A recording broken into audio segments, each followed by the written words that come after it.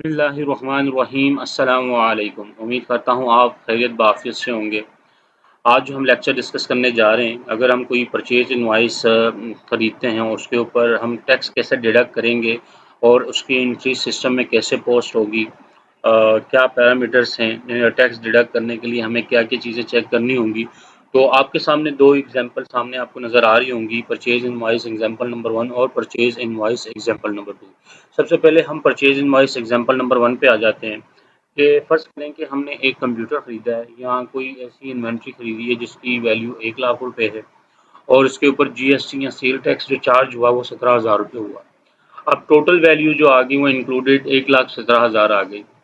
अब 1,17,000 आ गई तो इसके ऊपर जो हम टैक्स डिडक्ट करेंगे वो किस वैल्यू के ऊपर करेंगे? 1,00,000 के ऊपर करेंगे या 1,17,000 पे करेंगे? तो एक्सक्लूडिंग वैल्यू है, सबसे पहले हम पैरामीटर्स देख लेते हैं कि क्या है। कभी भी हम टैक्स डिडक्ट करेंगे तो सबसे पहले हमें 3 चीज़ें चेक करनी होंगी। उसमें क्या है, सबसे पहले हमने आगे क्या करना है कि कंपनी की प्रोफ़ाइल चेक करनी है, यानी कि कंपनी का स्टेटस।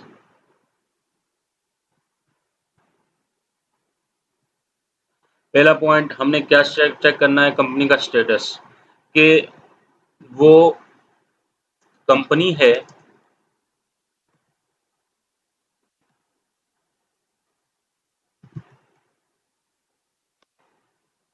या अदर देन कंपनी है।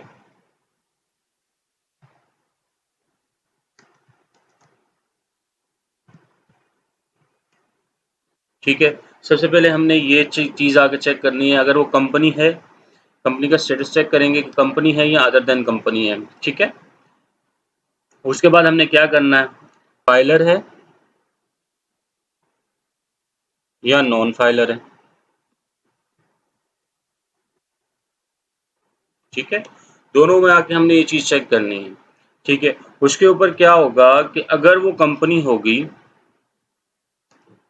अगर कंपनी है तो उसके ऊपर 4% डिडक्ट होगा, अगर फाइलर है। अगर नॉन फाइलर है तो क्या उसके ऊपर क्या डिडक्शन होगी, 8%, टैक्स डबल हो जाएगा। इसी तरह अगर वो अदर देन कंपनी है तो टैक्स कितना लगेगा इसके ऊपर, 4.5%। अगर नॉन फाइलर है तो कितना लगेगा, 9%। अच्छा, इसके अलावा एक चीज़ और डिडक्ट की जाती है, इसको कहते हैं विदहेल्ड किया जाता है। विदहोल्डिंग विदहेल्ड है 20% किसका, सेल टैक्स का। ठीक है, 20%। ये कौन करेगा, जो ऑथराइज होगा विदहेल्ड करने का। ठीक है, ये वो करेगा। ठीक है, सबसे पहले आके हमने क्या चीज़ें चेक करनी है, कभी भी हम किसी का इनकम टैक्स डिडक्ट करेंगे तो पहला आके हमने ये देखना है कि कंपनी का स्टेटस चेक करेंगे। सेकंड हम देखेंगे कि वो कंपनी है या अदर देन कंपनी है। अगर कंपनी होगा तो उसके ऊपर 4% टैक्स लगेगा, या अदर देन कंपनी होगा तो उसके ऊपर 4.5% लगेगा। ठीक है, अगर वो फाइलर है तो 4%। अक्सर ये होता है कि कंपनीज़ अगर अपना रिटर्न लेट करती हैं, अगर कंपनी अपना रिटर्न लेट करेगी, जो पीरियड दिया होता है उसके ऊपर वो क्या हो जाती है, नॉन फाइलर में चली जाती है, तो उसका जो टैक्स जो स्टेटस आ रहा होता है वो नॉन एक्टिव आ रहा होता है, तो उसके ऊपर जो टैक्स लग रहा होता है फिर 8% लगेगा। कंपनीज़ की बात कर रहा हूँ। अदर देन कंपनी इसी तरह अगर अपना लेट फाइल करेगी, उसके ऊपर जो टैक्स डिडक्ट होगा वो 4.5%, और लेट फाइल करने पे कितना, यानी कि इसके ऊपर होगा, जब नॉन फाइलर पर होगी 9% होगा। ठीक है, अच्छा, इसके जो आपको पता होगा कि कंपनीज़ का जो रिटर्न है वो ज़्यादातर मैक्सिमम 31 दिसंबर 2022 तक जाता है, और अदर देन कंपनीज़ का जो रिटर्न है वो 30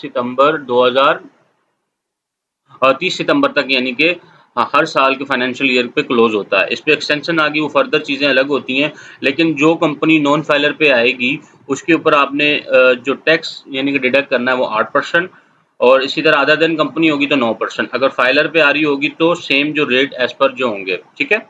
अब ये चीज़ तो यहाँ तक हमने क्लियर कर ली। विदहोल्डिंग वो बंदा डिडक्ट करेगा जो जिसको यानी कि ऑथराइज़ होगा विदहोल्डिंग के लिए। विदहोल्डिंग हर बंदा नहीं कर सकता। 20% सेल टैक्स की बात कर रहा हूँ। ठीक है? इसके ऊपर हम सेपरेटली एक लेक्चर भी अलग बनाएँगे, उसमें पूरी डिटेल में हम डिस्कस करेंगे कि कौन विदहेल्ड करेगा। अच्छा जी, उसके ऊपर हमने क्या करना है कि इनकम टैक्स जो हम डिडक्ट करेंगे, वो किस वैल्यू पे करेंगे। देखिए, इनकम टैक्स डिडक्ट होगा इस वैल्यू पे, ₹1,17,000 पे। कैसे होगा? अगर मैं इसके ऊपर आऊँ, अगर मैं इस वैल्यू के ऊपर आके मल्टीप्लाई बाय 4 डिवाइड बाय 100 तो कितना डिडक्ट हुआ? कितना डिडक्ट हुआ ये? अगर इधर ही कर लेते हैं,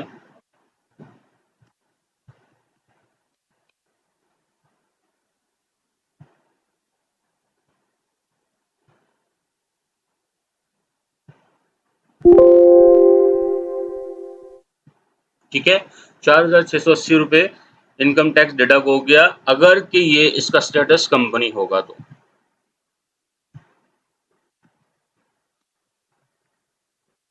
ठीक है, अगर अदर देन कंपनी होगा तो इसके ऊपर कितना डिडक्ट होगा?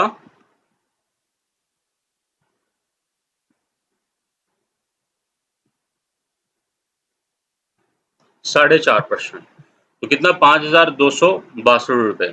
अब देखें ज़्यादातर जो रेवेन्यू वो होता है, अगर ये हमने किसी से परचेज़ खरीदी है, उसके ऊपर जो टैक्स उसको देना होगा, उसको इस वैल्यू पे टैक्स देना होगा 1 लाख के ऊपर, क्योंकि उसका जो रेवेन्यू है वो 1 लाख रुपए, 17% तो सीधा-सीधा गवर्नमेंट का है।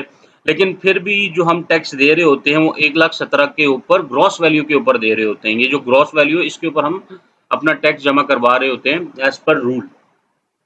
और जिसका हमने यानी कि टैक्स डिडक्ट किया है, उसकी जो सालाना यानी कि जो उसका रिटर्न जाता है, उसके ऊपर जो टैक्स इम्प्लीमेंट होता है, ये दरअसल बेसिकली ये मिनिमम टैक्स कहलाता है। ठीक है, मिनिमम अगर किसी कंपनी का 4% टैक्स है और 4% जो है वो वैल्यू लगती है किसपे? रेवेन्यू पे लगती है, और रेवेन्यू क्या है? एक्सक्लूडिंग वैल्यू उसका रेवेन्यू कहलाता है, ठीक है? इसके ऊपर यानी कि सारी वो कैलकुलेशन कर रहे होते हैं, इसमें यानी कि अल्टरनेटिव टैक्स, मिनिमम और टर्नओवर टैक्स, ये तीनों में से व्हिचएवर जो हायर होगा वो यानी कि पे करता है, ठीक है? अब जो है अगर के इसके ऊपर जो उसने पे किया, अब उसने 17,000 के ऊपर भी यानी कि अपना टैक्स दिया है, तो इसका मतलब है कि उसका यानी कि एज़ पर टैक्स ज़्यादा डिडक्ट हो रहा होता है, जो यानी कि उसके अगले रिटर्न में चला जाएगा, यानी कि रिफंडेबल अमाउंट उसकी निकल आएगी।